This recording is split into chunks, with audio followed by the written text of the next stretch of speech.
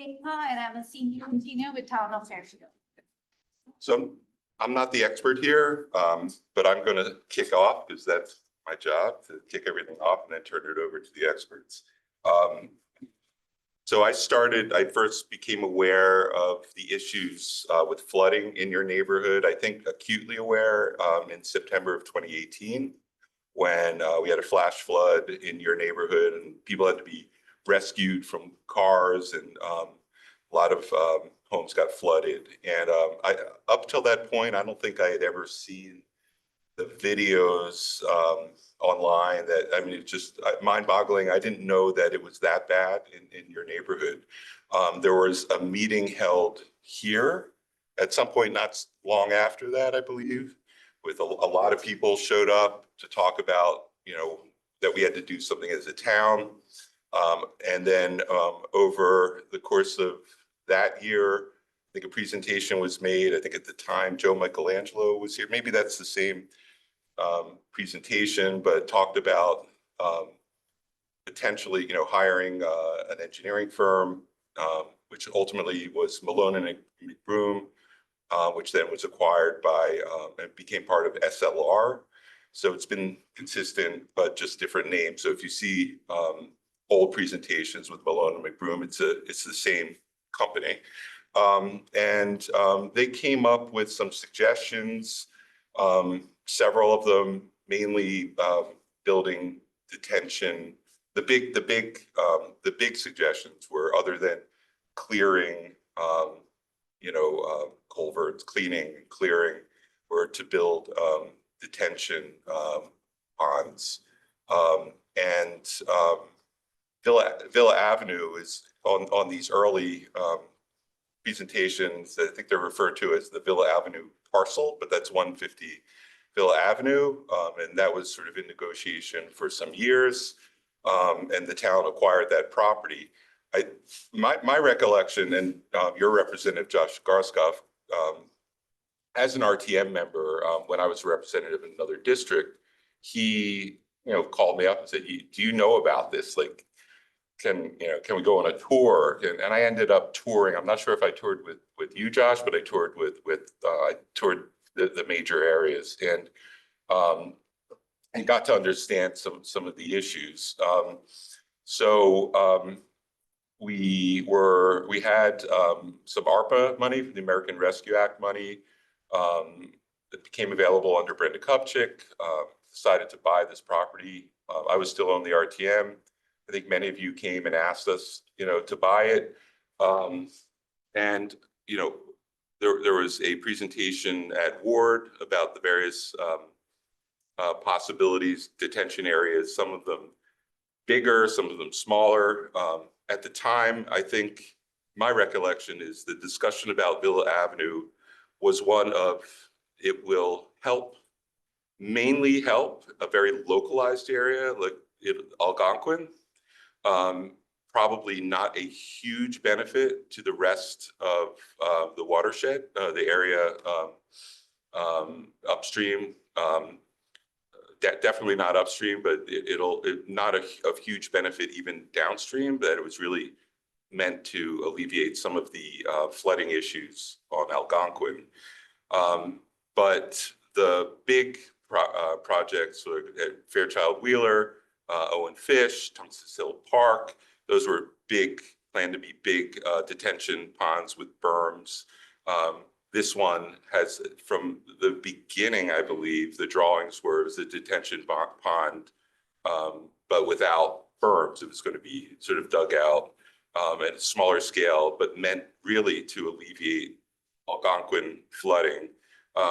When we were debating acquiring this, which wasn't much of a debate, I think it was almost unanimous, approval. Many of you came and said, we need to do something. This property that you asked us to buy it and put this in place. I went back and I was sort of going over old presentations and trying to piece together where the disconnect was.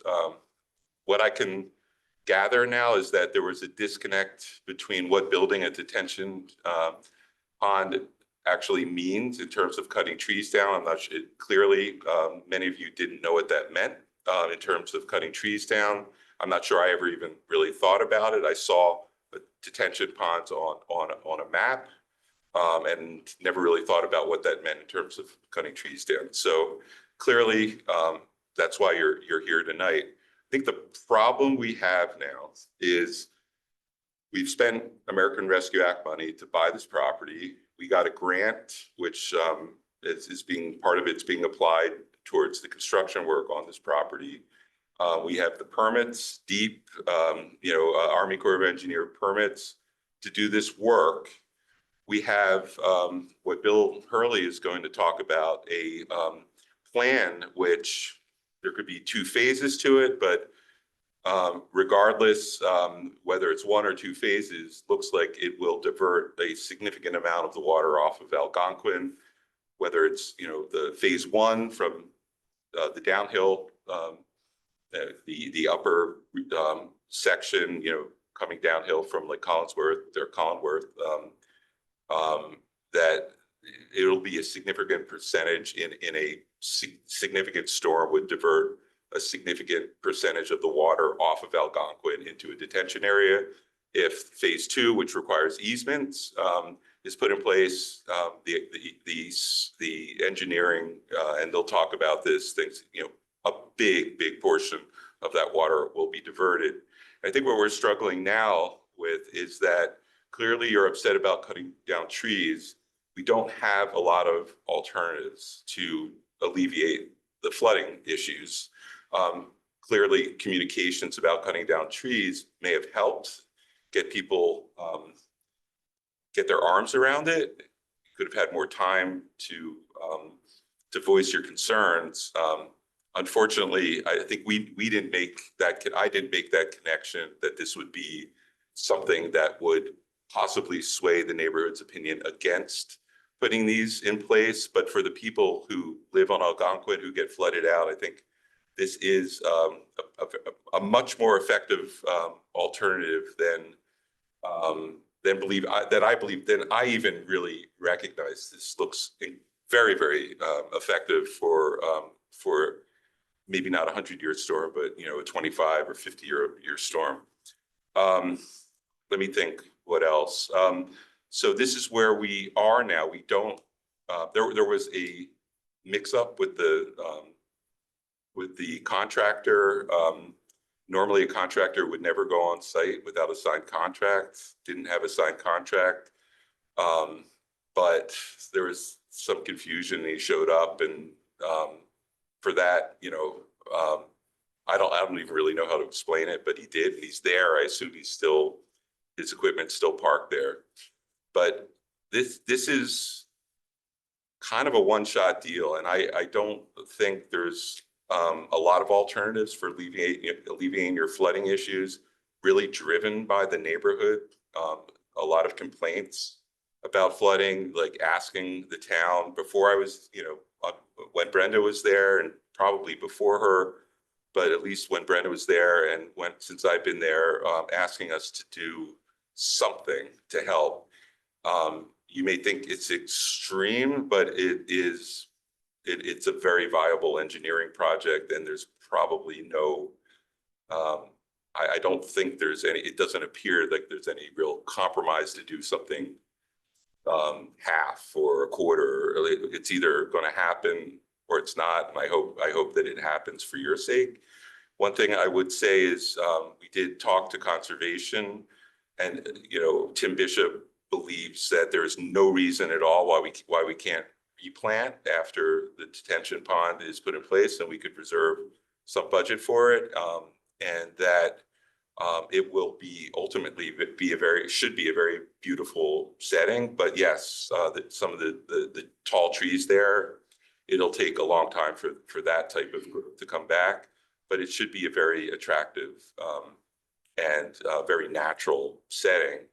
But those detention ponds have to go in place. I don't know, do you want to add anything, or should we kick off with the videos? Or? You can kick off with the video. Okay. Hello, everyone. So I'm going to start showing you the existing condition videos and why we are having this project. So I'll just put a play button. Can you speak up, Megan? Or is there a Yes. microphone? No, we don't. No, it gets picked up here. Let's see.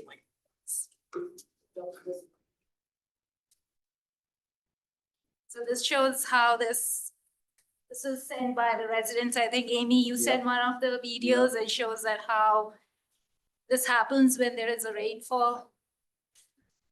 This, I believe, is from August 2023. Did Amy take those? I believe so, yep. Tom took. We So wanna give this is credit. one video. We have another video, which is actually, again, That shot video. by Amy or. Mhm. Amy and Tom, yep. So this is Amy's house. Amy, recognize this.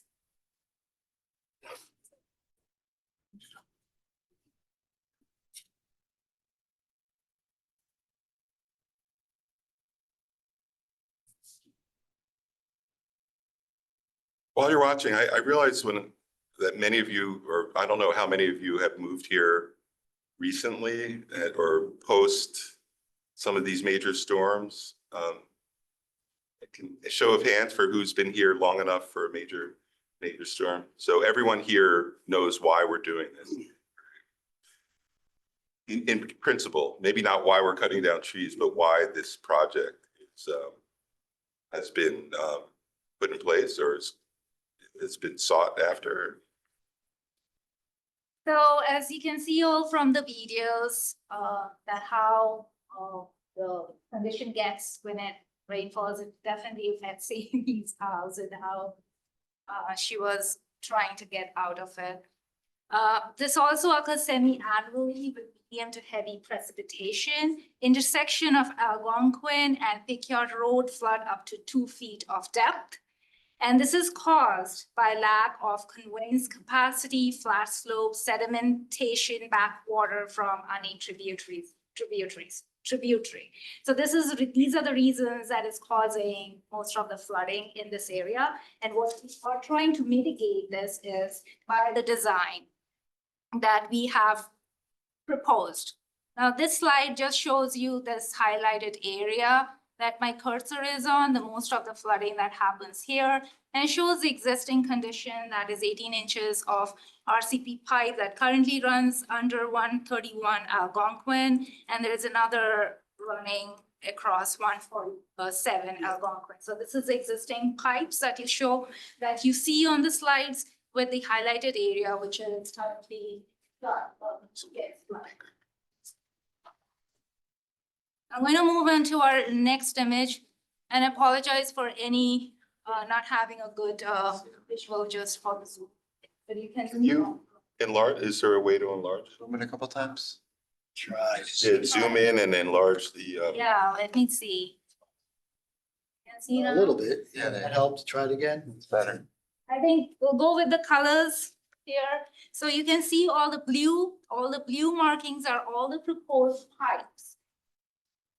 These are the blue markings of the proposed pipes that will be conveyed via this pink line, which is a swale, and those two big are the detention systems.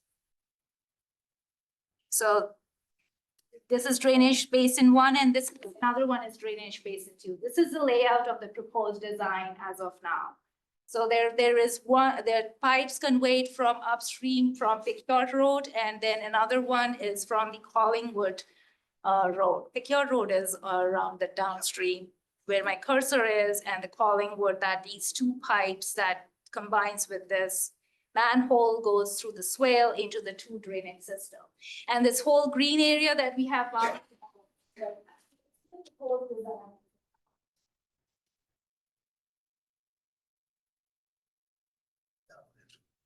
Now I come to this property.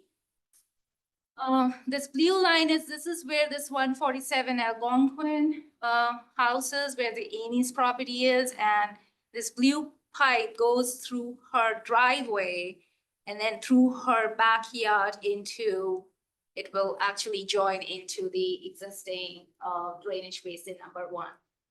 Bill, do you have anything? Yeah, that was 131. 131, sorry, 131 Algonquin. And the area of the wetlands, there's gonna be hardly any disturbance at all. All the trees will remain in the wetlands. Through conservation, they said avoid the wetlands as much as you can. There might be a small sliver of that swale that connects the pipe to the detention areas or water quality basins, yeah. So this is another view that you can see from 131 Algonquin property, that the blue pipe that is going into the backside of the detention system. And the trees that we have marked, those are the affected trees. That is against the fence of 131 Algonquin. So that will be affected when we do this work. I mean, this is just a picture. So technically, this is what we are showing you right now, the proposed design and the affected trees. Now, I have to go back to my first slide just to show you again that what is affected actually doing this work. All these cloud marks that I have marked, these are the trees. There are four pine trees that are affected. There's trees will be affected against the fence where you see my marker, if you can, and the drainage basin where it is, sorry. And the drainage basin where we are proposing these two drainage basins, that all of these trees will be affected. So doing this proposed design, these trees are affected. 4 pine trees. Actually, we have seen some of the residents have seen these trees in the field with me. If somebody else has not seen, I can show you on this drone image that, you know, the cloudy areas, cloud markers that shows that the affected trees. So this is what we have for our design proposals, where we need an easement from 131 Algonquin and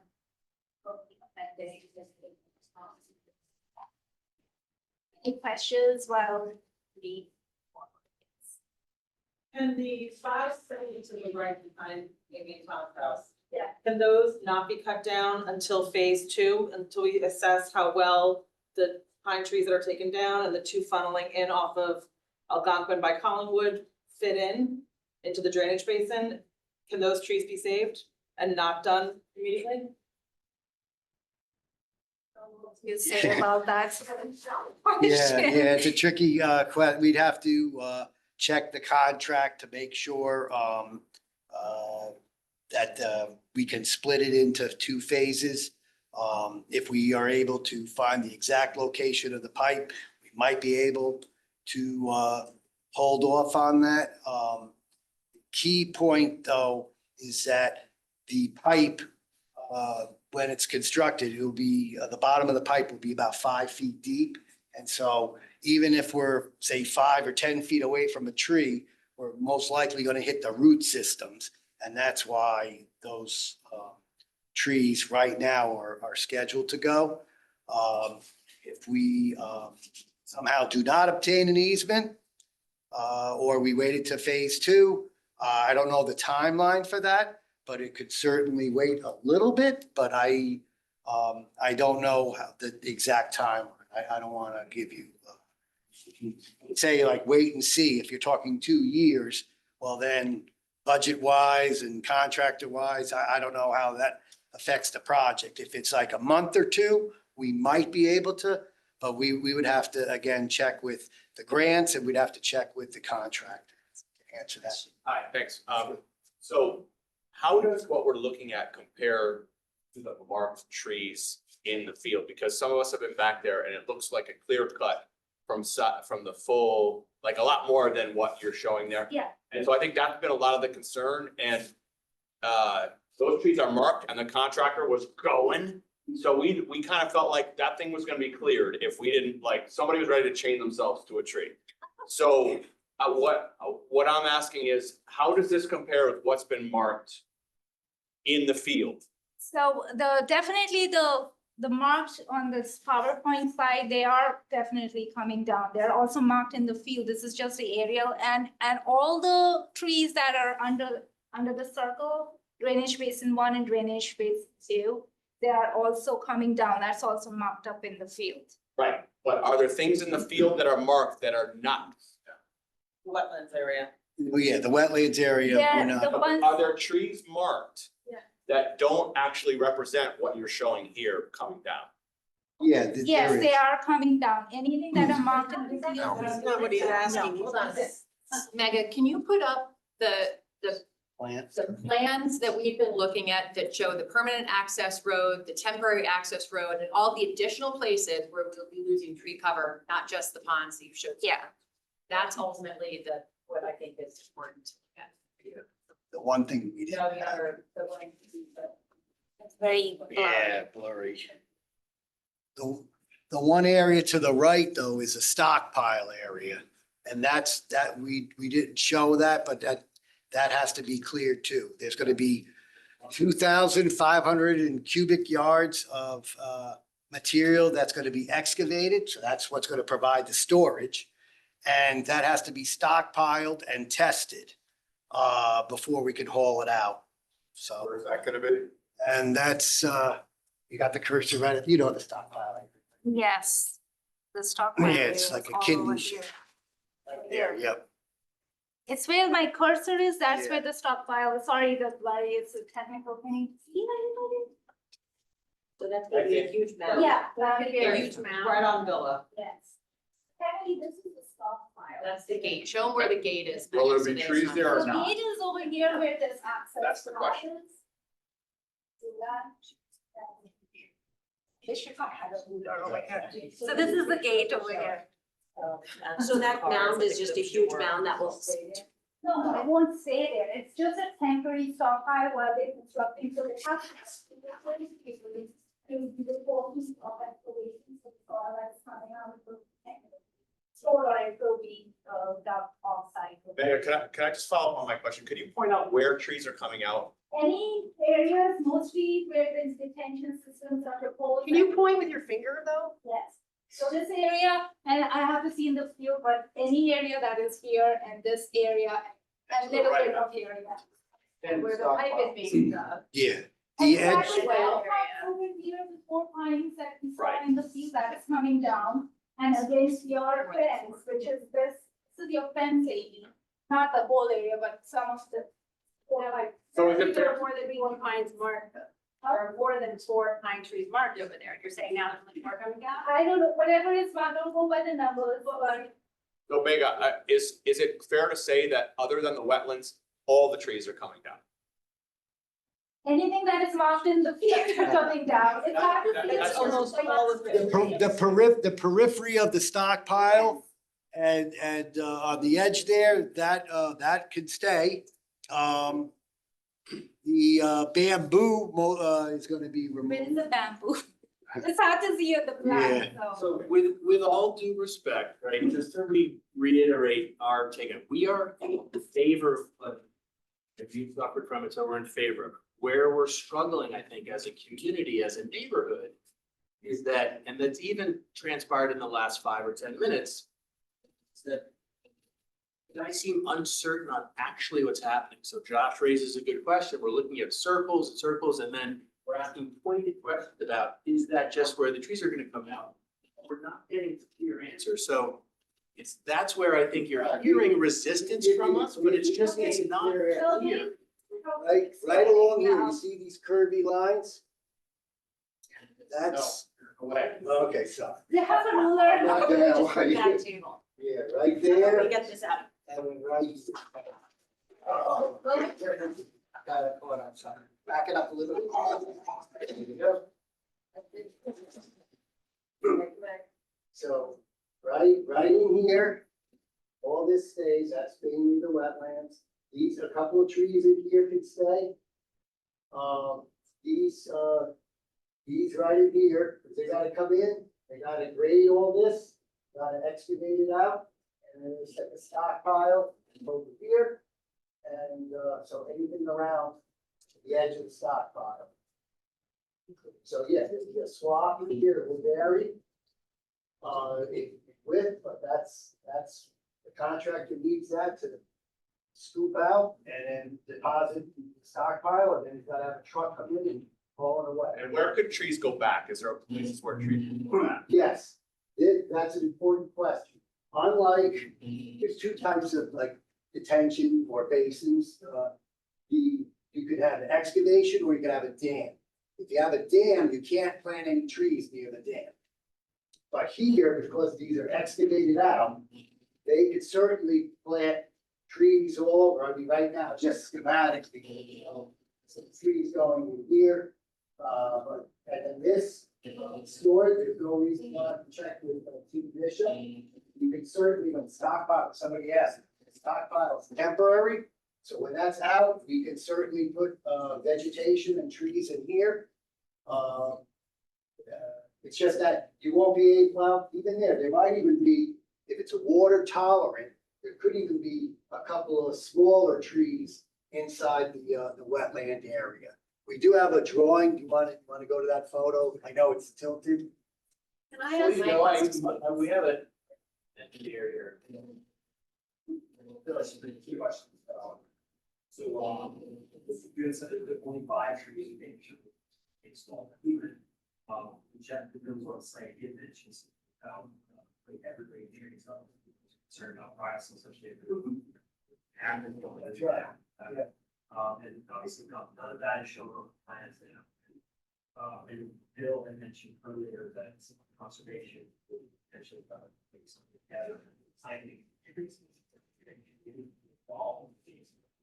Selection of green. Yeah, for replanting. Sure. Yeah, I mean, we talked to conservation and you can be involved, but there are certain types of trees that they would recommend and others they wouldn't. As long as what your requests, if they fit with what conservation would allow. Yeah. Specifically outside where. Right. It's basic. Yeah. Right. Yeah, sure, I sure. know Tim's on the line, Yeah, if he wants to chime in, otherwise I could tell him, tell the audience what he told us earlier today, type of trees. Tim, you there? I think he's trying. There Hey, you Bill. go. So Tim, Did you hear, go ahead, Bill, sorry. did you hear the question, Tim? I did not. The question is, I believe, can the neighbors, as long as they're within your guidelines, participate in the types, in selecting the types of trees, and bushes, Location of us. and location for replantings after the project is. Yeah, I don't think that's any problem. I'd actually encourage it, and we could certainly be collaborative. With that discussion.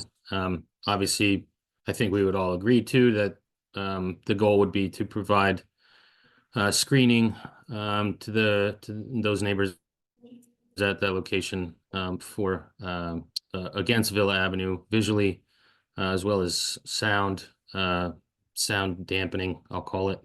All at the same time adding ecological value for wildlife habitat, pollinators. It's not a problem. Part of this project, another on the conservation side, at least not the engineering side, part of the approval from the Inland Wetland Agency was related to wetlands enhancement, which involved invasive species management during the clearing. I'm not saying all plants being cleared here are invasive, but there are some. But the wetlands enhancement piece, based on the creation of additional wetlands and water courses with these detention ponds, is going to provide additional habitat, wetlands habitat on these parcels. So enhancing it with trees to serve dual functions or multiple functions is certainly in everyone's interest. And Tim, typically on a project like this, we'd rather have conservation or tree warden gets involved or a nursery gets involved versus a contractor putting in the replanting, correct? That's why we don't show a replant, complete replanting plan. Can I ask a question? If an easement got granted, would the size of the retention as mapped out? Would they be relevant if only the pine trees and the version from further up Algonquin? Would the land change materially if an easement wasn't granted down? Only a small, it would get reduced, but only small.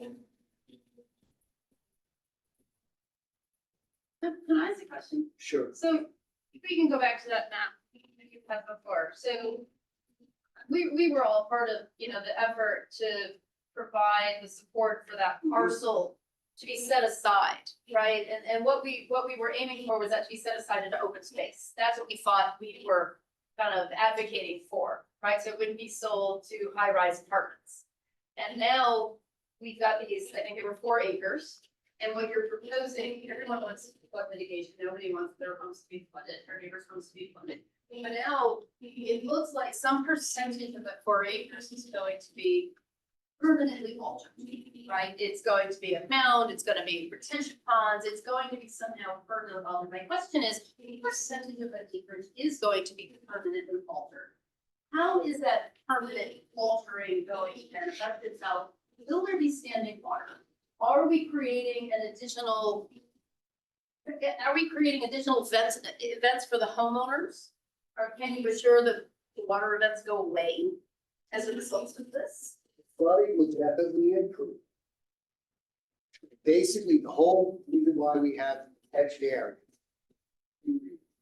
One, the open space, when it went through all the boards, it always had solving flooding component in it. It was never just gonna be truly open space. It had flood mitigation was always, that's probably one of the part of it. So even this flood mitigation is always in plan, that open space. The area that will be disturbed will be improved. It won't be woods anymore, but it will be an improved wetland, wet meadow, or whatever you want to call it. Tim's, I think, hopefully still here if he has a name for it. But essentially, it's going to be enhanced. And it will be a different use or whatever. It won't be woods, but it will be, as I said before, it will be enhanced. They'll get rid of the invasives. It will have plantings, wetland plantings. We'll have some environmental friendly, and I think he used the term bird friendly planting. Right, but that only happens like 3 years after. It might take a while now. I've been told they're not gonna be buying Home Depot, you know, small ones. These are gonna be roughly 10 to maybe 12 feet high. So they'll be a little bit more substantial. And for anybody that might remember, I saw a aquarium just do a huge cutting, a management plan by the Aspetuck Reservoir off of Black Rock Turnpike. I mean, they literally took like 2/3 of all the woods out. And within 2 years, it like started to fill up. You didn't really notice, but it will take a little bit of time. Obviously, as time goes on, it will get restored more and more. But it did fill in quicker than I thought. I imagine the same thing would happen if we're using, you know, 10, 12, maybe even if certain species get 15.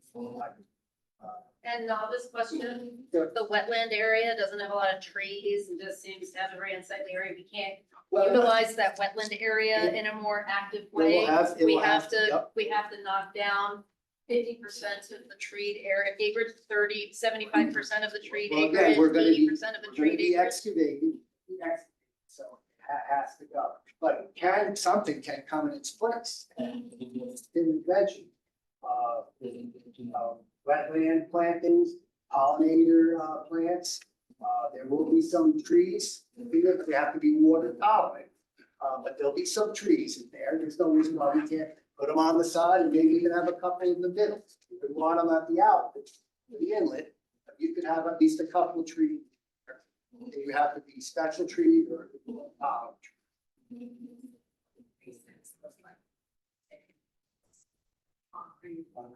can we move that one back? Can I follow up on the previous one? Sure, while we're waiting. Yeah, well, so did this, so I'm on the RTM, we voted for this, I believe it was a combination of open space and flood intention. And what I recall was that this was not being pitched as a major flood solution at all. The big ones are upstream, And that's true. and that this was gonna be like a daylighting project, and we were gonna get rid of some pipes and try and like absorb some water in there. Has that changed? Has it grown since that time? 2019, all right, when they did a very, very preliminary study, they did show it just daylighted the pipes. That was what's looking at. Inverts, pipe sizes, any hydraulic analysis that was done, all that. Once they got that information, kind of go with this water quality basins, which I believe was 2021. I know the water quality basins, in there, from 21.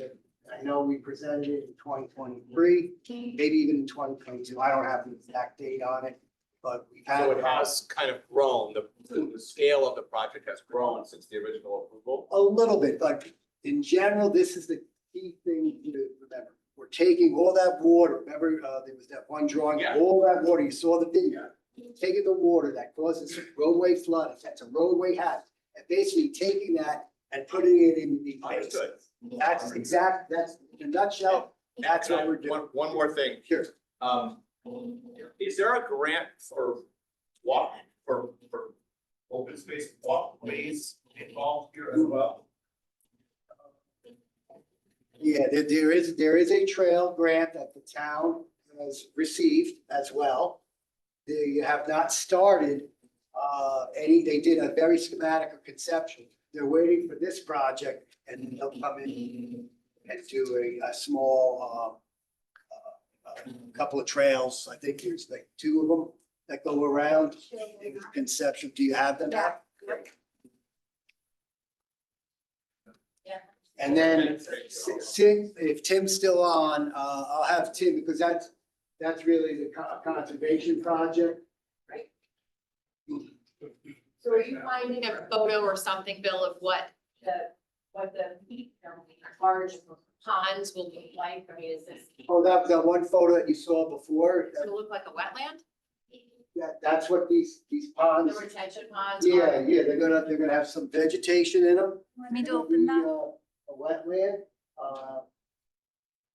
and, It's not, This yeah, one. that one, that's what it's, not. that's an example of a constructed wetland. It's not a swimming pool or free ponds, No, not like a swimming. but it's a lot, but it's rock. There are a couple of spots where there's a rock spillway to go over, that's to help the But it's, I water thought it was clear. excavated and good, filled with rocks as part of the drainage, no? No, just the spillways, just the spillways. That's so that it doesn't erode.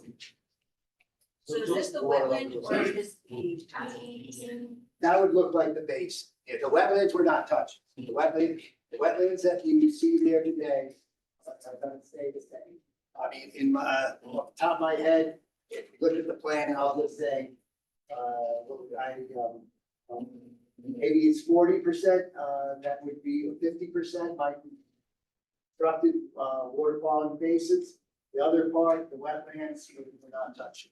So have you guys considered, because based on the earlier slides, that in front of our house, you talked about the note that it was semi-in, right, in the 5 or so years we've been, and those are my pictures, right? I took the video and those photographs. In the 5 or so years we've been there, that's occurred 3 times.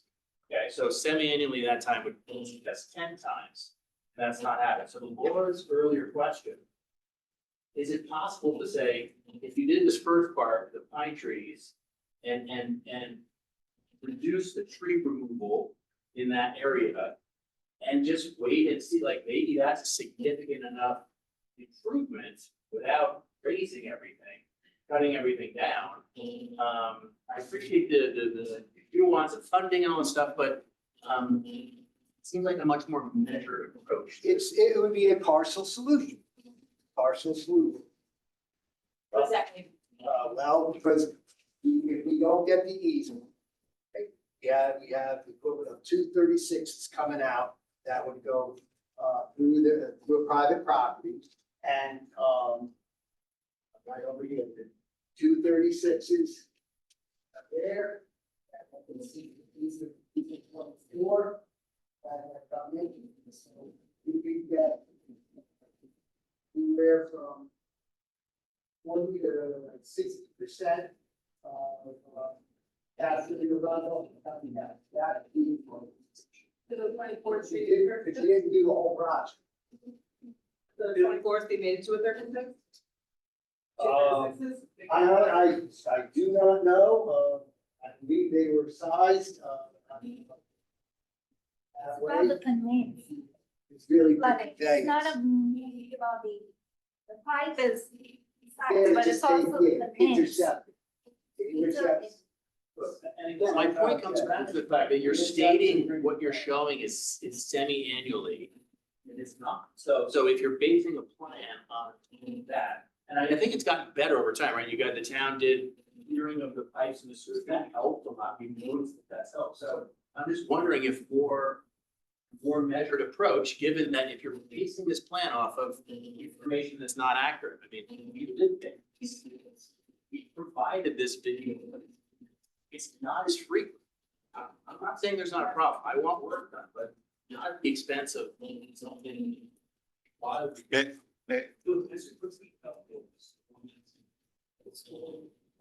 Phase one and two.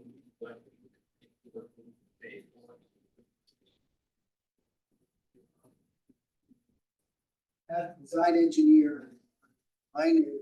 Yeah. Private time, otherwise, it's just, we had 25. 25 getting small. Because it's in.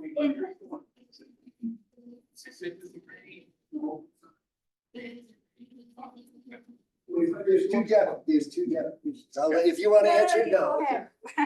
There's two definitions. One is, it's approximately 6.5 inches of rain in a 24-hour period. Or, there's a probability of 4% that any given year, you have a 4% chance that that storm. Yes, 45. Is there any reason why, and there may be, but Why?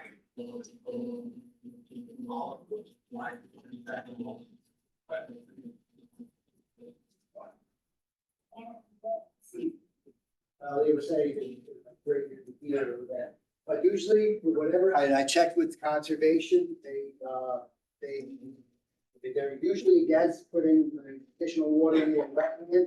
If you look at almost any, design that they have, they like to see these basins, or especially detention basins, in what they call upland soils, which could be up. They hardly ever like to excavate out. And don't forget, that's where we'll get a lot of that storage, because that's what this is really, storage for this area.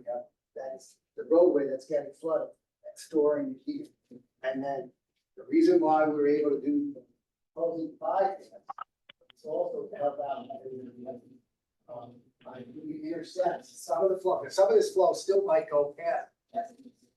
But to catch both of them there, and we just have to do this to do it. Yes. is there any reason why? Again, you can't excavate in the wet. I mean, you can see here, there's already water that is less nice. And so that water, it just comes, it will go, that's a lot to go at. So, if you don't want to do that, it's part of that.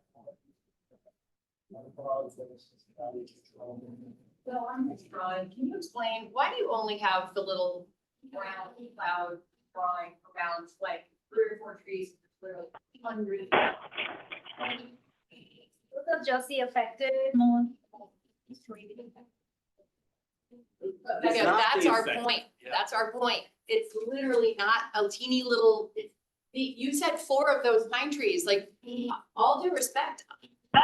Watch that, you know that's more than 4 of those pine trees. It's a ton of them, and it's not a teeny little cloud right behind my fence. It's hundreds. Every single one of those trees is pink, for anybody that doesn't look back there. It's a massive clear cut. So I feel like this drawing is so misrepresentative of why so many. This is just for the presentation, it's not a, people are just showing that the impact. I can actually increase the cloud right now, can you just cover the whole? Draw what you think the cloud is. Can I suggest you take a survey and like outline? No, it's in the field, actually, this is just for the presentation, it's like the for They're presentation. It's presentation is It's to talk to about it. inform us. The presentation is to. Yeah, like Take the markers. exactly which Well, trees I'll show are you. we taking down here, exactly which trees are we taking Well, like you down? said, to go out and Yeah.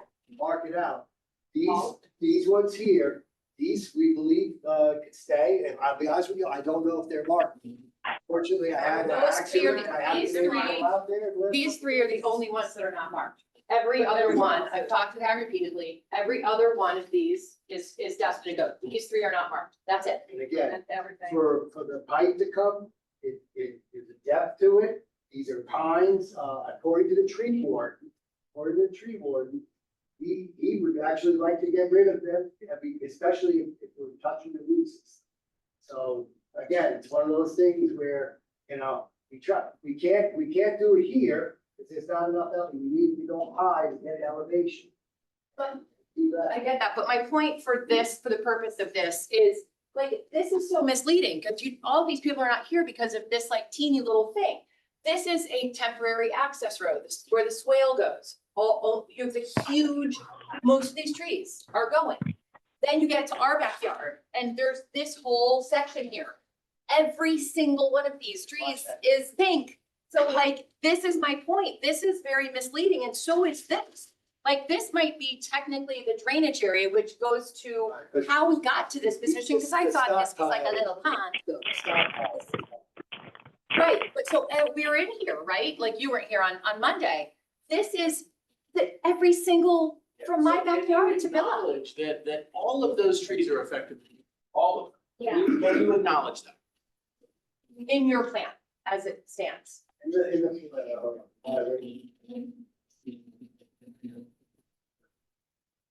I think this is. It looks like you need to take that drawing and make it clearer. It's only one color and put a box around the entire area where tree taken down. So I think, Show what the replanting. well, you can explain like all the areas that we are coming down. Right here.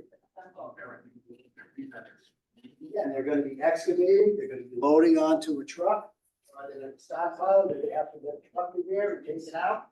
Yeah. And the red line is behind the property of the three homes that are, and that's all going as well? I think that's saved. I don't wanna, right, that red line? No, they're all marked. I just feel like everything that is affected by the project is all, no, the red line, this is just, no, not the whole red line. It's just the mark of that area, it's just that the tree that is marked behind your property, like this is a pipe, so I think the trees that are over here, the way this pipe is, and those are the trees that are coming down, not the whole section. But they're building a They're all temporary marked. access road. But not these, that line is not coming, I don't think so. This was just, this was schematic, I would apologize for that, but that's if you come here, and we go beating around, and go around a little bit. It's just shown that way. Okay. Our goal is not to get rid of Check trees. with the contractor at the mark.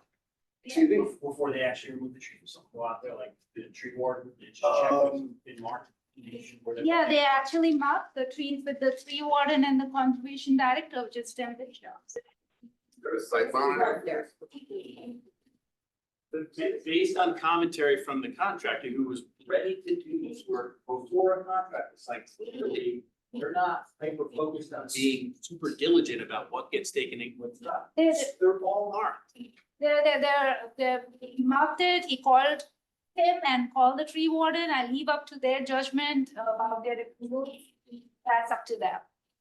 Regarding this whole contractor and jumping and going, that was not a communicating part that contractor was doing with the tower.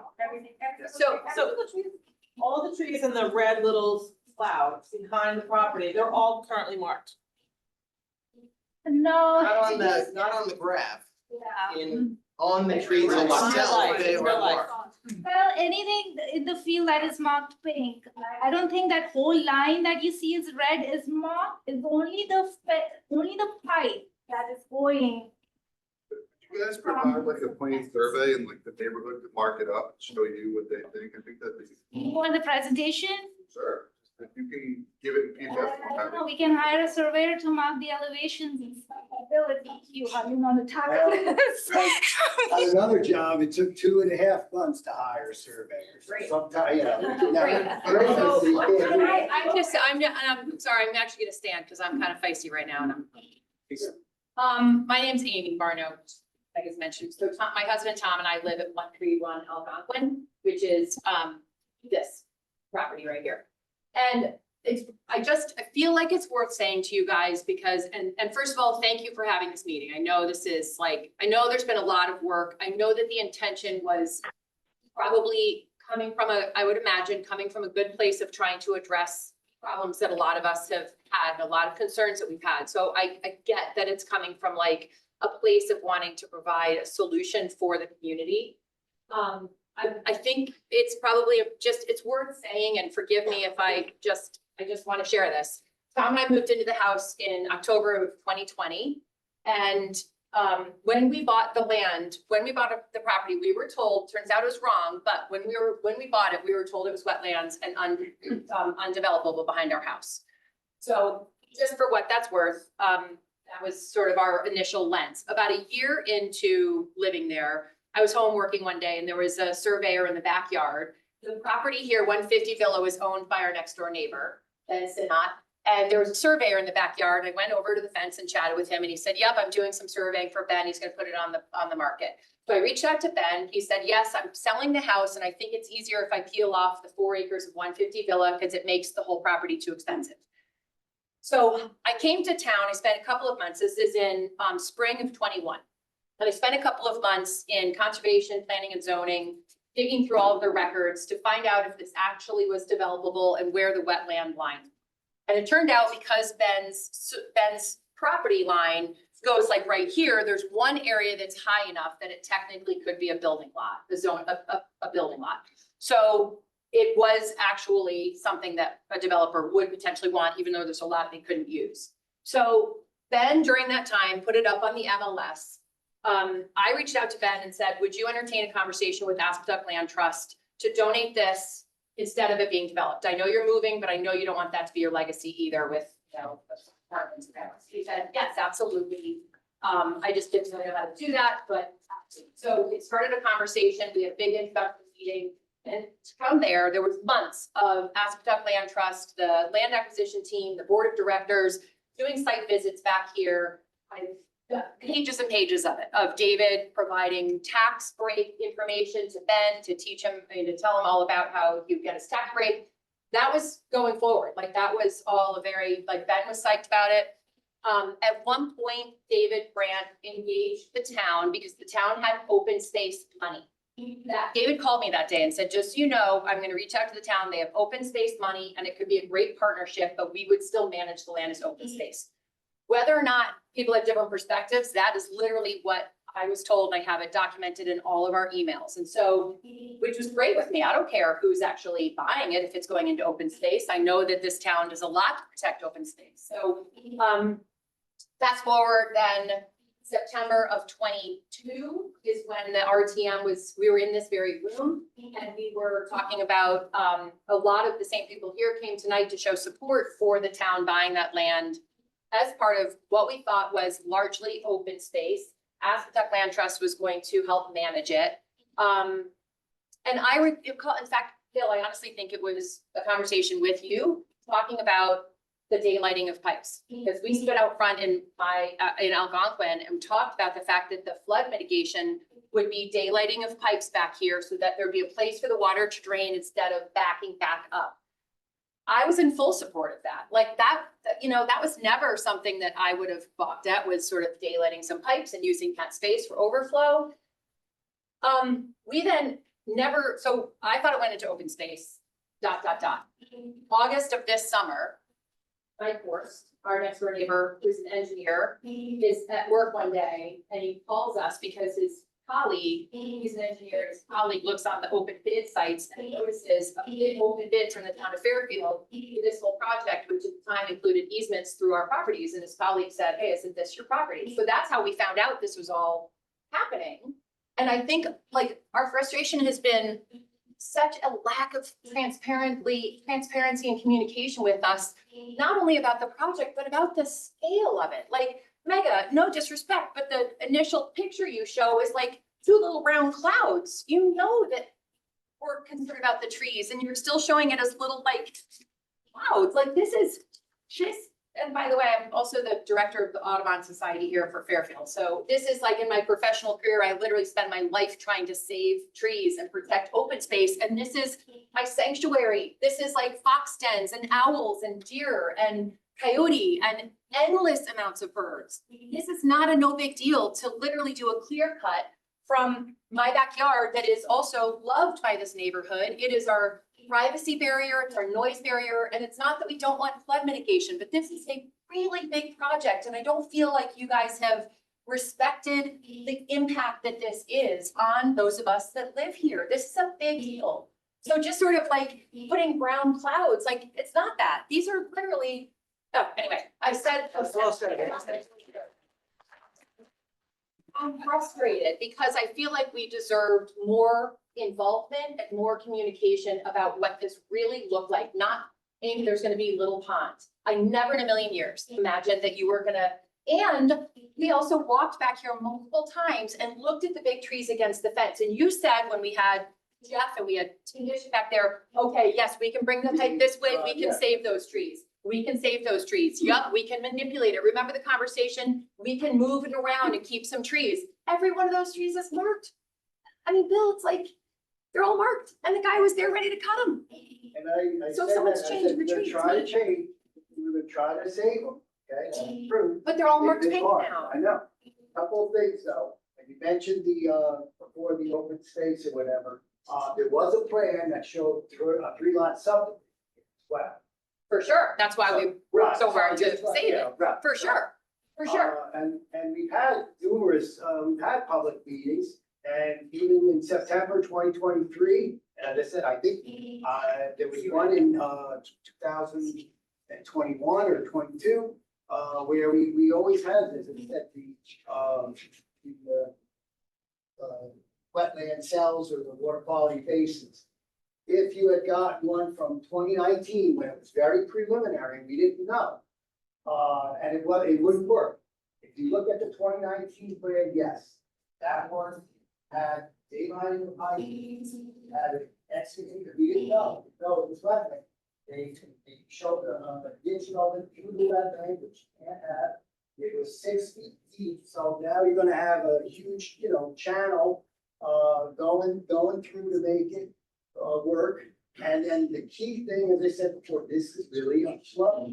Right in here is, let's see here, the low point is elevation 717. And, way down here, 500 feet away, is elevation 15. And obviously, if there's backwater, that goes up higher. This is extremely flat. And even today, this is a bowl. Only we have to figure out the way to get the bowl where the water gets trapped.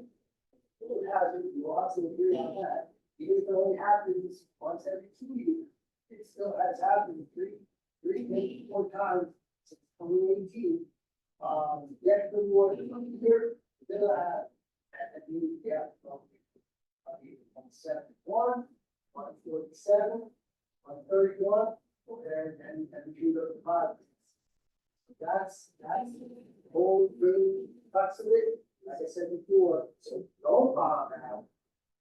Bill Avenue and those other people downstream, taking the volume and putting it. That's basically, I really wish we didn't have to figure that out.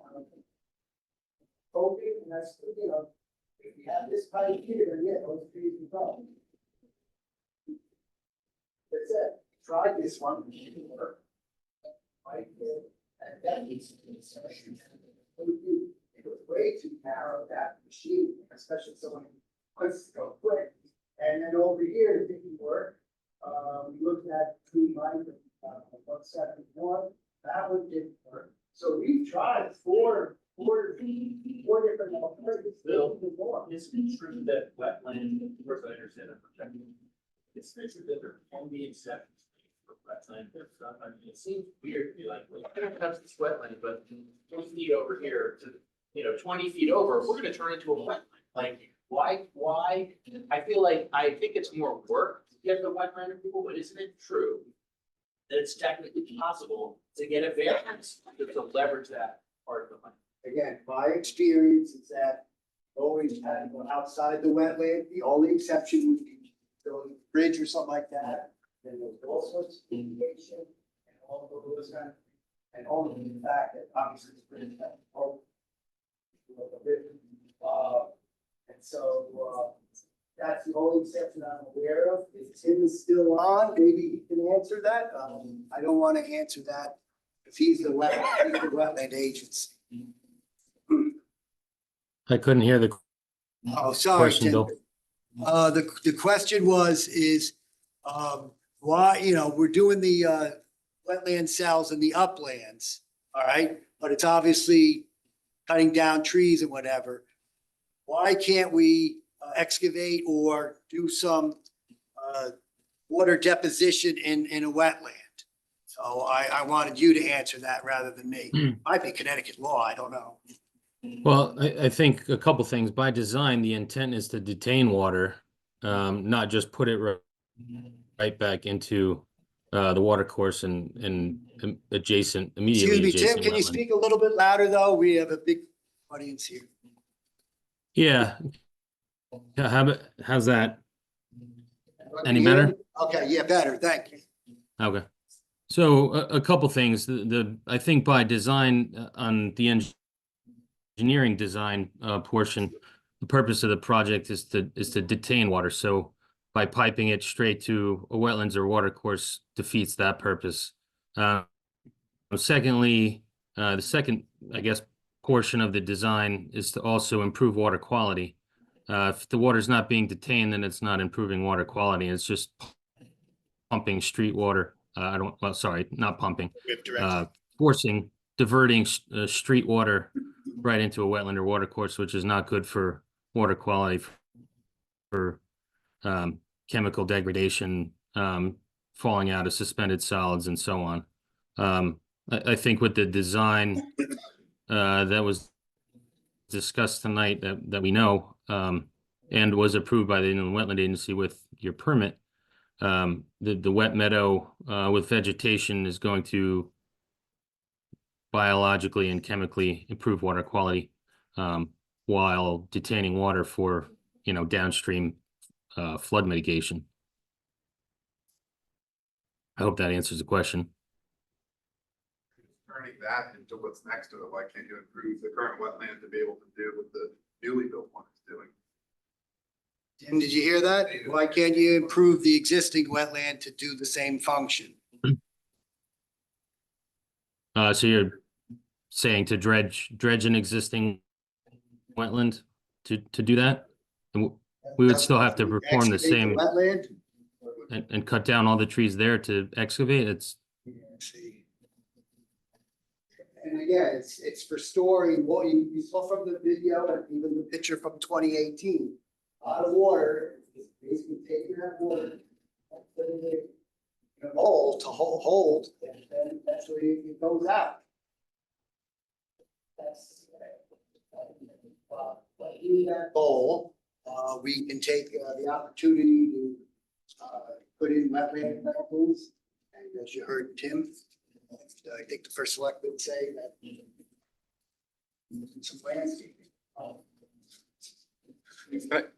Can I just make a quick comment? Because you guys like clapping for Amy, and I love Amy. I mean, my problem, my confusion through all of this was not done. Like the town, regardless of the way you like it or not, or the way it went, whether the communication was bad or not. This was done for your neighborhood. Like, we wouldn't have spent the money. We had no desire, on the RTM to spend the money on this. We could have spent it elsewhere. This was purely for your neighborhood. If you don't want this, I would just, I would just caution you, and I would caution you, Tom, statistics with flood, it's not, we haven't had it for a few years, because tomorrow you could have horrible flooding and you will be back asking for help. So just because it's been better the last few years, it's only going to get worse. I mean, logically, with climate change, your flooding is going to get worse. You live in an area where people should not have built as much as they did, and they did. And we need to take some extraordinary measures to help you out. This is purely for you, and I don't really think there's half measures here for this project. We're either going to do a big chunk of it or we're not. So I suppose if the whole neighborhood is willing to forego this, maybe you should get I just don't want to, like, we're in a pickle because of you don't like the way, and I don't blame you, the translating the detention into reality means cutting down more trees than I think that I even realized.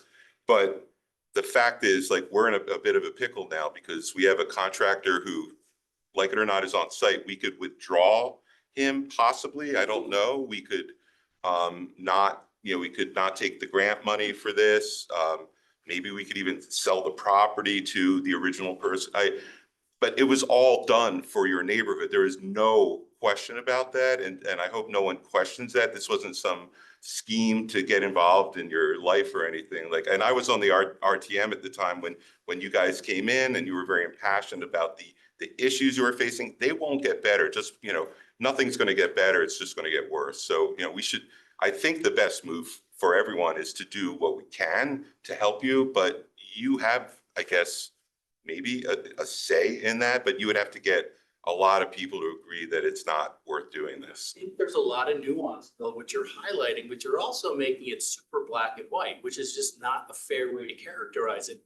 We have been super supportive overall of the efforts, but to say like, hey, what's your problem? We're trying to help you. No, I'm not saying that. I'm not saying that. Part clapping for Amy, like, that's an intent, right? That we care for the neighbors. I just want you to know that this was for you. This wasn't for anyone else but your neighbor. Okay. We've stated that over and over and over, that we are in favor of flood mitigation work. It doesn't mean that, whatever solution the town comes up with, great, we don't care, do whatever you want. It's not fair to say that. If this was your backyard, you just lay down and be like, do whatever you want. So I totally understand why you don't want your trees cut down. The problem is you live in a very, very difficult flood area. So, to buy actually, I was on the RTM at the time, and I agree with you. They talked about detention. No one talked about cutting down all the trees to get that detention, but it was detention. It was always, discussed that this was going to be a detention area. I mean, you can go back to the documents, and I have, but it was always discussed as a detention area, not open space, unless you thought that just having it as open space would be detention, but it was always open space. So it wouldn't improve unless you did something to it. we can simultaneously be in favor of flood mitigation and against a total clear cut of that area as open space. The two are not. I 100% understand where you're coming from, and I'm not saying that you're wrong for clapping for Amy, but what I'm saying is this is for your neighborhood. There's a limited amount of opportunities to do something that's going to be effective, and there are not a lot of ways to have an effective flood mitigation. And you've got a lot of water coming down that street. So how are we going to be effective if you don't care anymore, or if the balance shifts towards we want the trees more? I think maybe there's something to talk about, but I don't know how the town splits that, like with a half-hearted, attempt at detention. So I live down. Twice, I've had 7 feet of water in my basement. Even the electrical panel and everything that was in my dryer, the furnace. So talked about that this mitigation bill, this plan will be capable of 6 inches of water in a 4-hour period. Is that true of Eastern Road as well? Will this alleviate? Bill, is A it lot of gonna meetings. divert the water Let from me just finish. Lindbrook Let me just Road finish. or Lewis Drive? I've heard a That's lot, what I've been to a you're lot of meetings since the first flood of 2018. I hear about it's gonna help this neighborhood and it's gonna help that neighborhood. Never been to a meeting where they actually mentioned Lindbrook Road specifically as it's gonna, how much it's gonna help us.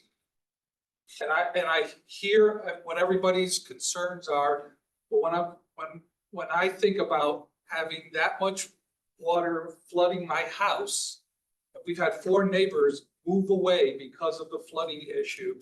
And concerns about trees and I have a lot of issues focusing on trees versus my house, being destroyed. So what's gonna happen to Lindbrook Road if this plan goes through the way If it this plan goes through, it will be perhaps a slight improvement for you right now, because the whole purpose was, as I said before, you get the water that was on Algonquin and you're putting it in the backyard. It's really not for a watershed, the whole watershed detention area. The best bang for the buck is the one at the golf. We have 2 detention areas in the golf course, and that will help what I call the main Rooster River. And that's where you'll see the benefit, because it's gonna hold back, don't quote me on it, please, but like 31 acre feet of water or some large amount of, there's 2 detention ponds proposed there. And while people are here, we're working with the Army Corps. Mega's constantly talking to them, and the latest one is what, at the end of the month? End of the month, yes. We'll get the permit. So how will that impact, so the country club puts a retention pond in, it'll help out people across Villa. What will it do to Algonquin? Have you done an impact study on what a retention pond at the golf course would do to Algonquin? Because we're right above this.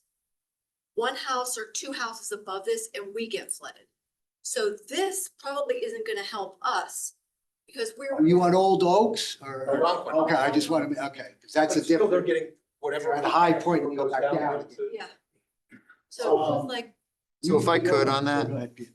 we're trying to address, right, and I mean, inland flooding has not been a focus for the town for the last, call it, decades. Coastal is always a hot topic, but inland the riverine piece is oftentimes forgotten about. Somewhere around the 2018 window, when we were inundated at multiple times, literally Bill and I sitting in the EOC doing an exercise, talking about rain levels where everybody sort of went, yeah, but the likelihood of that happening, walked out 2 weeks later, had a storm and another back-to-back storm exceeding some of our worst predictions for rainfall in the town. And the primary area that was affected was the Riverine and Rooster River and all of your neighborhoods for that. And then it compounded after that. And now we've seen more and more of those issues. It's calmed a little bit recently, but you're always one step away from it being inundated.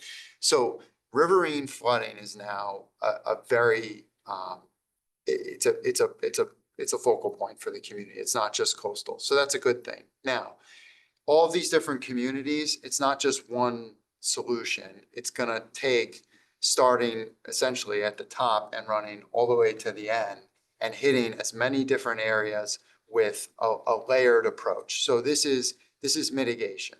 So it's not a guarantee nothing will ever happen again, but it's taking your worst case scenarios and doing everything you can and then layering in multiple components in as many places as you can, targeted, specific. So something like this is gonna be higher impact to one area, but it still has a downstream effect. It also has an upstream effect. If the water doesn't have anywhere to go, it builds and then it ends up continuing to go, actually literally builds and goes upwards. So we've heard from some of the communities wondering, how come I can literally see in a storm drain, the water shooting all the way up the street? We're trying to address those issues as well. So one of the problems is it's not necessarily, does this at an exact, multiplier affect something, downstream? You can quantify some of it, you can't quantify all of it. But when you start to take these pieces away, you start to have, an effect. Just like when you start to layer them in, you have a positive effect. So I think when you look at what this is in your questions and then the golf course and you layer all that in, it's all interconnected. So this is, I mean, just taking the Rooster River piece and all of these different components are well north of $12 million. It's frankly, I would argue it's a larger dollar amount and an overall plan than has probably even been placed on the coastal areas in town in the recent interval, or probably even in the near-term future. So it's a significant, essentially buy down, both in effort and dollars on flooding risk and mitigation. So I just, I say all of this because some of the sort of, does it affect exactly here or there? It's interconnected. And it's really important for that entire section of the community. Timelines on all these other projects. You say that it all. Well, like we. Ask the Army Corps of Engineers. They've been holding it up for 2 years, but yeah. 2.5 years, I think. But yeah, if we get the approval at the end of February, we will start to put a contract out to bid. We will have to host a meeting for them. 4 months, because we don't know what Army Corps is going to. So the largest chunk of it has been waiting for the Army Corps. There's permitting issues. There have been some components of it where the work has either been done or is getting ready to be done. The heart of it, though, has been waiting on the Army Corps. But funding's in place. There's grants, town allocations, and additional dollars that are planned to come behind that. So this is one of those pieces that if you can move, we initially talked about multiple phases. In reality, part of it is as approvals come through and as the ability to actually do the work we're taking the steps to get things in action. So instead of saying, we're gonna wait till we get the, every last aspect, we're trying to, again, buy down that risk as soon as we can. Because We thought we were going out to bid in the spring, and the Army Corps has been incredibly slow. They've lost a lot of workers during COVID, and they're just backed up, and we're just waiting. Once we get the approval, I think now it's in comment period, then we'll start right after. And there's the two big ones. Tungus Hill Park was one, and then the other is the golf course. The golf course is owned by the city of Bridgeport, so we have to work with them on a schedule as well. Yeah, now there's 3, 4, 5 months to. But this is the one that will affect the Algonquin the most. You're not going to get a huge effect from these other projects. And other parts of town are not going to get a huge effect from this project. This is really geared towards the Algonquin neighborhood. This project didn't have to go through the Army Corps of Engineers? No, this went through, I believe, deep. I believe it went through our inland wetlands as well. Actually, I think that there was. actually, Megan knows. Yeah. Go through self-verification form for Army Corps, and we did not require any permit from them, so it did pass through. The Army Corps wasn't an embankment because it was excavated out. The permit process is a lot easier. Could be an opportunity to revisit some of the areas that are really conveniences for the contractor, that are inconveniences for the homeowners. That would speak to some of the trees, right? Because I'm sure some of those trees that are marked are really conveniences for the temporary road access, or things to make the contractor's life quicker, faster. I mean, you kind of mentioned, hey, the contractor's ready to go fast. Are there things that we could look at that we could do that aren't going to be part of the permanent aspect of this, that can preserve some of some of the tree aspect of this for the long term? Short answer would be yes, we can and we should look at those. If it's a convenience factor, then obviously some of it is when you mention road access, I mean, they are going to have to do certain things just to gain access and get on the site and then back their way out of the site. But if we need to work with the contractor on attempting to come up with ways to minimize the impact, yes.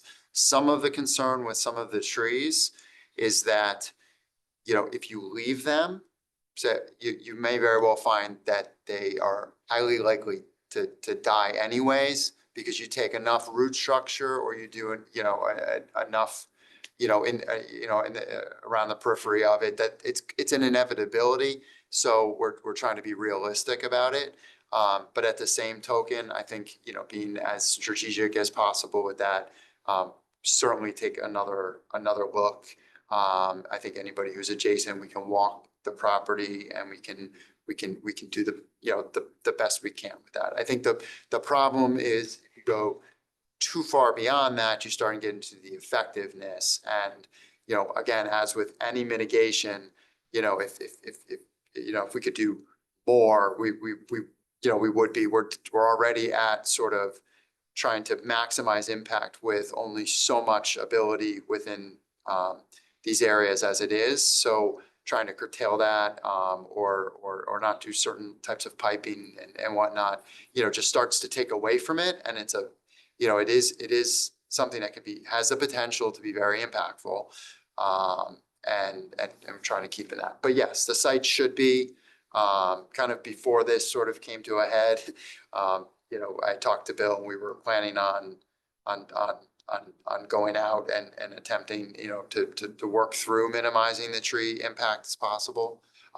And I think to that, being strategic with what trees can go in and trying to do that and accelerate that, we're open to trying to, to do that. I mean, no one's trying to purposefully, make something, worse than it needs to be or not attempt to try to minimize it. It's just, you've got to find that line that still makes this work as effective as it possibly can be. It is it's an important project. Bill? Sure. Okay. You're welcome. But listening to all of you, what I want to say, so it's important to know that Bill knows that I've been on many tours on trying to rectify stopping the flooding from the Rooster River. The Rooster River, we're never going to stop the flooding completely. This whole project.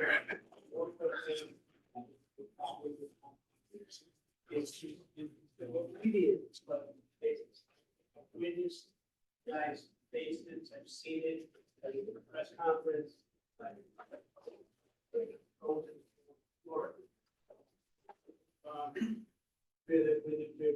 Where Ford, Volkswagen used to be, that actually does damage to the cemetery. And all this is due to garbage in the contributaries. More garbage in the contributary, which Bill showed me, water has nowhere to go, and it goes, of course, a lot of flooding. Just with you guys, all the way down from Trumbull, all the way comes into us, the Dogwood Green, it goes underneath behind Assumption Church, those homes get flooded out.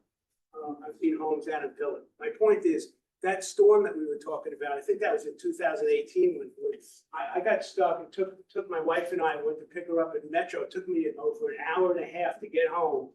We got stuck on Stratfield Road. The question I'm about to ask you is, when this project if it gets to fruition, and I feel for the trees, because it displaces animals, which I'm an animal, and it does. They have nowhere to go.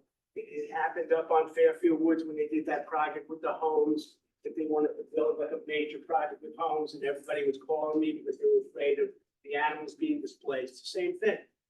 But will this project, after it's done, Bill, will alleviate the water going into Stratfield Road that I was caught on that at night trying to get home when it was like a river going down Stratfield Road. Is that? This particular project, Right, will that stop all that water coming down into? No, as Bill- That had nothing to do with that. as Bill mentioned, this was really a It's just been- sub watershed for this, for mostly the Algonquin. Get all that water coming from Stratfield Road on down. Remember that whole storm that? Yeah, that one there, again, the ones that we were talking about before, at the golf course, those, that will help your situation. But golf course. I have empathy for everybody who had the problems going on with flooding in your homes. It's terrible. As I said, we had our engineer look at 4 or 5 different alternatives. We get this in. Finally, money's finally eased up, so the project can get through. So if you guys can agree with what trees do. Yeah. Thanks, Bill. All right, you're welcome.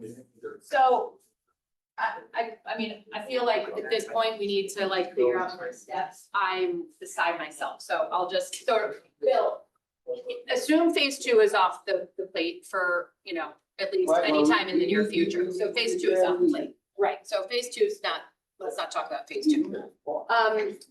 The trees that are marked behind our property right now, the big, huge ones that we discussed when we walked around the property that we said would not be marked, now have pink X's on them, and they're actually right here in phase 2. So what are we gonna do about walking the property with brown spray paint or something to mark those over so that the contractor, unless I literally don't go to work for the next month and stand there and make sure that they don't cut the trees that they have marked, that I need some sort of assurance, because we talked about this, Mike, when we walked through the backyard, and we said, we can think about how we might adjust the temporary road to, there's beautiful black maple there, so can the road jig and jag a little bit to save some trees? The trees are all marked right now, so everything that you sort of told us we would do is not happening. So what are we gonna do now to go in there and say, is there a way to say the pond, maybe could the pond even start here instead of here? Even if we could save 20 feet of these beautiful, huge trees right here, that would go so far to helping us find at least some, you know, privacy, some noise blockage. We've talked to you about that repeatedly. The fact that it literally goes up to our fence line is brutal. I mean, and these are big old trees. So like, help us save 20 feet of trees and start the pond down here a little bit. Most of these ones pipe it. Right, that's what I'm saying. Take the pipe out. Sneak in and try to miss the trees. So we have the root system, but like I said, let's wash out the. Right, so let's trees. assume phase 2 is not happening. So, and that's our concern. You weren't there. Mega hadn't seen it till we brought her out there. Tim hadn't seen it. Like, all the trees are marked. And then I'm talking to the contractor and he's like, yep, everything that's marked is going. This is the problem. So what is the next step? While we're all here together, what is the next step for how we're going out there to evaluate the trees that we are going to save and mark them with brown spray paint over the pink or something, so that if I go to work on a day, I don't come home and have the trees cut with a little sorry card? Like, what is the plan? Because So we can walk the site and we can work through the trees. We can go back and we can attempt to see if there's any adjustments that can be made. They have looked at it a few times, but we can see if there's anything else to be adjusted. And then, yes, we can absolutely walk the site and make sure that we remark the trees that are based on it. My one caution about the phase 1 and phase 2, and honestly, and this is, I've said this about the whole Rooster River project with it, is phasing. I mean, you know, one phase is informed by another. They're not really phases of the project. So the reality is going to be, we're going to do this, and then we're going to talk about how we're not going to do something else. But really to get the largest, you know, to get that last important piece of impact, you're probably going to want to do, you know, phase 2, but it's really finish the project. I mean, this thing is interconnected. So we should be thinking about, you know, if we're going to make an adjustment and then, you know, in our minds think that we're not going to take a tree down because of a pipe, we should be thinking about that the pipe's going to be there, but let's think about the whole thing when we talk about what trees. everything informs, I guess, step one and step two inform each other is my point. So let's try to, you know, let's try to think of it that way. But I think if we can adjust the amount of trees, you know, like I said, I've said this a few times, we'll do everything we can to do that and to get you to a point of being confident. I mean, if we mark, the contractor is not to take a tree down that we tell them not to take down. End of story. So we'll make sure that when they go to take trees down, that they're clearly marked. If we have to remark them and we have to send people on site that day to ensure that that doesn't happen. He shouldn't have gone on the site and done that and started marking them, you know, and shouldn't have been so maybe aggressive of what they were trying to mark.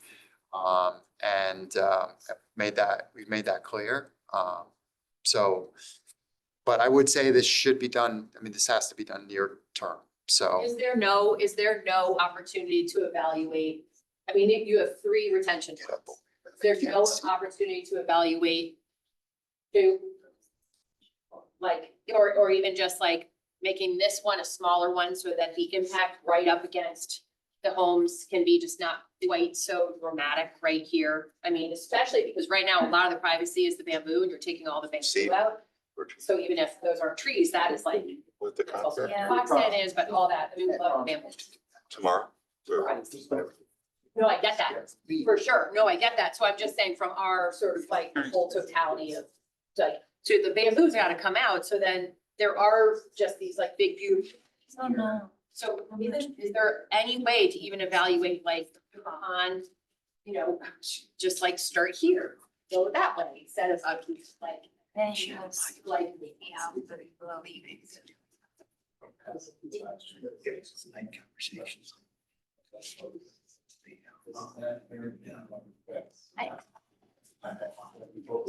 Just see if.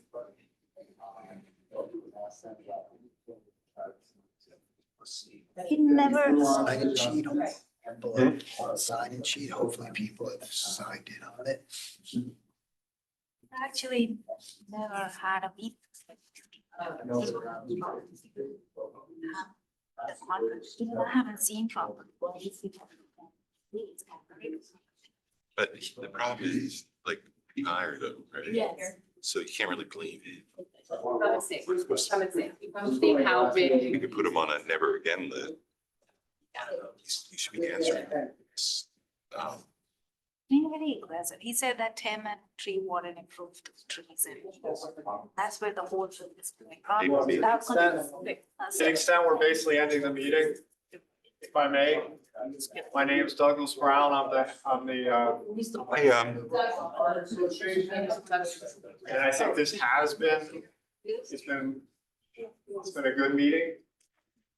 I think that, and I've canvassed a lot of the people here in the back. I understand that we need to do the project. But to what you just said, Mr. Becker, about, I'd love it if there's a fear of a clear cut. And I understand that there needs to be done some work. And we're definitely going to be looking at the work since we live here and drive by and it's in our backyard every day. So we just ask that you do have somebody go out there and monitor the contractor and possibly even with Amy to see what trees could be preserved while you're doing the project. Then when the project is going along, that we have some communication with the town as far as what is being done, what we can do to remediate. Everybody likes having that open space. And there's no doubt, when we were at the meetings about the town buying it, there was no discussion about a clear cut. There was detention ponds, open space, Aspetuck's gonna manage it, we're gonna have walking trails. It was actually gonna be, we're gonna have what we love and an improvement. I get it.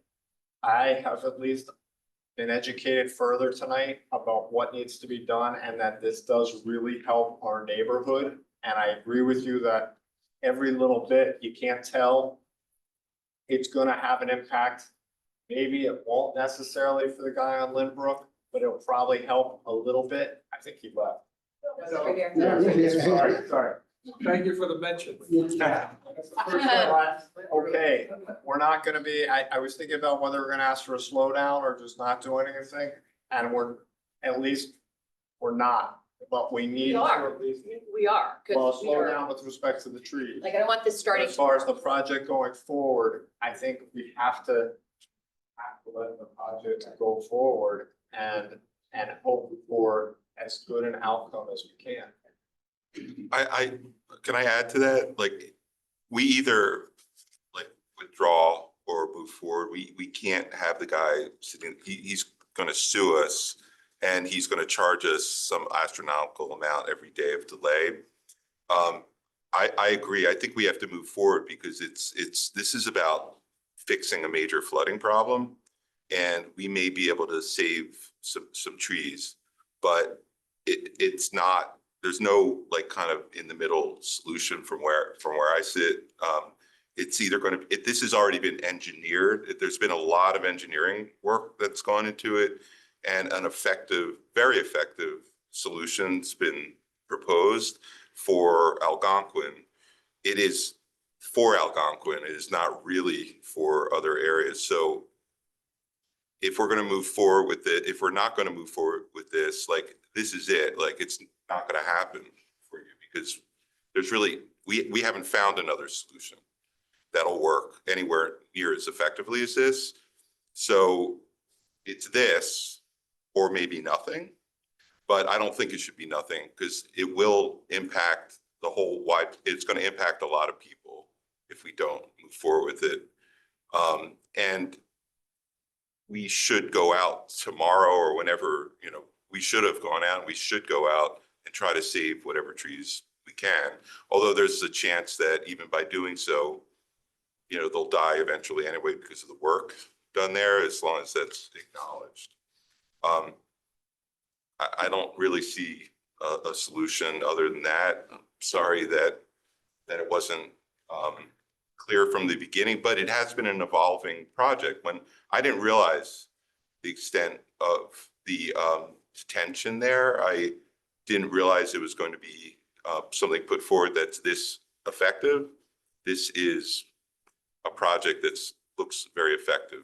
And but detention was always the key word from the very first RTM documents. I think the issue that I have is, and that you have is, I didn't really crosswalk what detention meant in terms of cutting down trees. And I just really realized that a couple of weeks ago when you called us. And that is unfortunate. It's very unfortunate. It really is that this is the choice we have. But again, this is a really hard area where you live.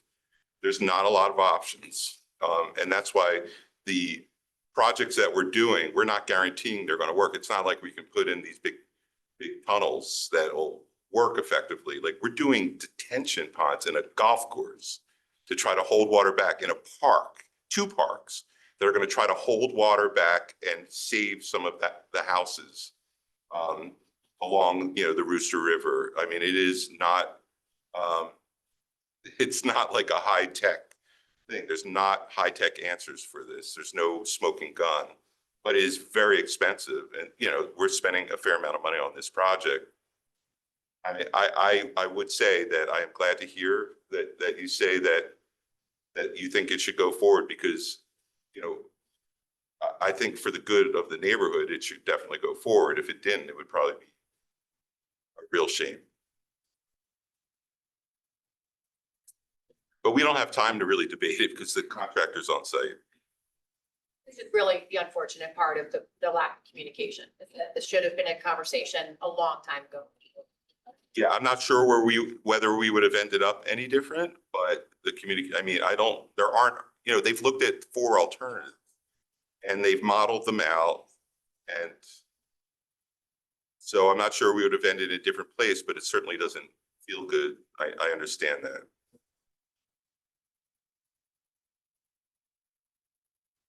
Thank you, everyone, and if there's news to report, we have everybody's email. Sure. Thank you. Came with